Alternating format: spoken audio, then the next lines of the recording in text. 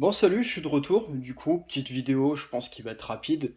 En gros, je viens de faire 15 euros d'électricité depuis que je suis à la campagne, 19 jours actuellement, donc demain c'est mon 20e jour.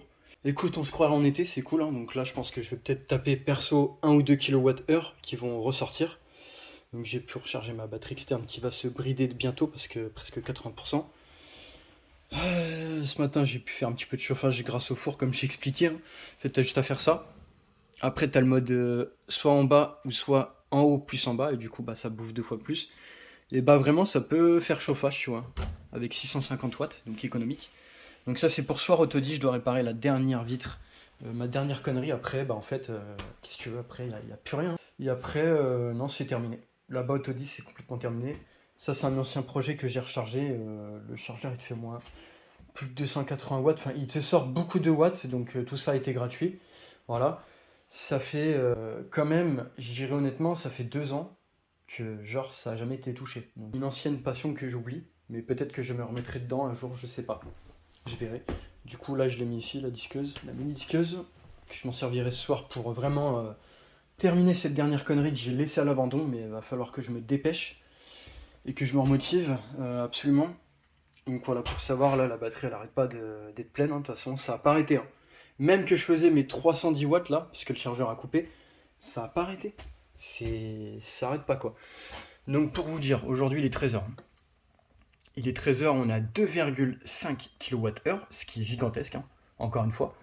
Alors qu'il est que, pour rappel, il est que 13h, voilà. Ça, je vais pas mentir sur l'horaire, il est que 13h.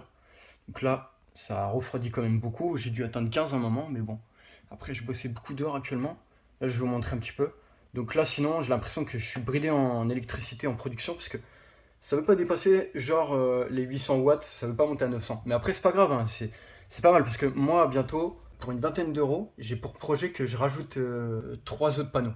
Voilà, sur les 4 autres. Et puis ensuite, j'en supprime un autre. Donc ce qui veut dire que je vais être en configuration 6 panneaux. Normalement, c'est prévu. Bon, du coup, sur 900 euros, j'ai à peu près rentabilisé presque 20 euros. Non, pas très longtemps. Donc c'est plutôt un bon score quand même. Donc voilà, pour ceux qui veulent savoir, là je suis à 43 kWh dans très peu de temps. Ce qui est gigantesque. Ah bah là, tu vois, il a détecté une chauffe. Bon, des fois c'est marrant. Ouais, bon, c'est plus du froid qui ressort.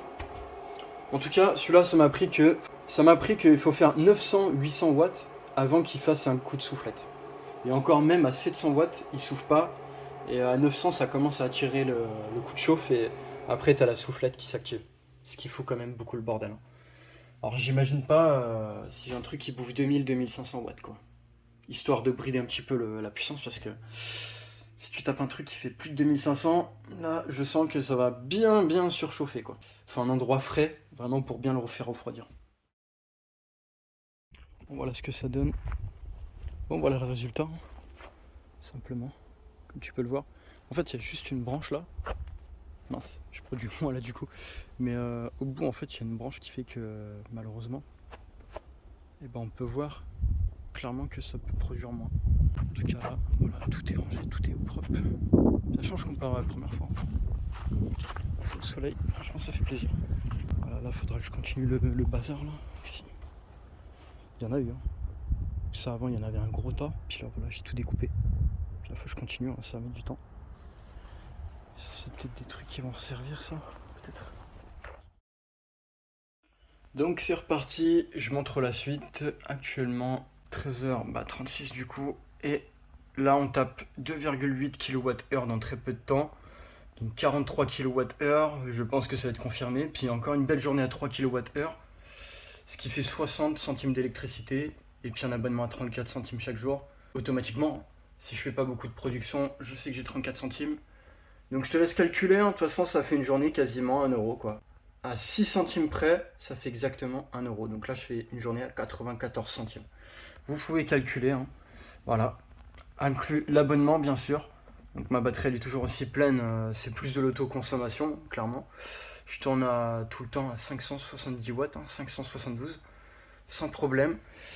À plein pot quoi, donc aujourd'hui si je voulais bouffer 3 kWh je pouvais. Voilà, donc ce qui veut dire que il n'y a rien de plus simple pour faire 1 euro d'électricité, inclus l'abonnement, attention, parce que sinon c'est un petit peu plus dur de faire 1 euro d'électricité, c'est-à-dire 5 kWh, c'est un petit peu plus compliqué.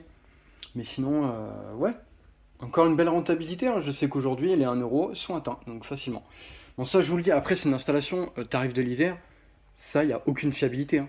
Faut que tu tournes avec un générateur et du carburant, t'es obligé, hein. Et un chargeur bien puissant derrière. Enfin, je dirais oui et non, parce qu'en fait, si c'est trop puissant, bah, le BMS va sûrement arrêter, bloquer, et du coup, tu rechargeras pas la batterie, parce que le chargeur est trop puissant. Donc, l'avantage de mettre deux batteries, deux BMS ensemble, et du coup, t'es tranquille après. Donc voilà, en tout cas, c'est une très bonne journée de production solaire. Après, une fois que tu as passé mars, même une fois que tu es en mars, en fait, tu peux facilement être autonome. Mais je pense qu'une fois que tu es en janvier-février, même février, c'est compliqué. Il y a des journées, c'est pas un problème. Il y a des journées, ça va être très compliqué. Voilà. Et je parle même pas de janvier. Alors là, on s'enfonce carrément dans le trou. Voilà.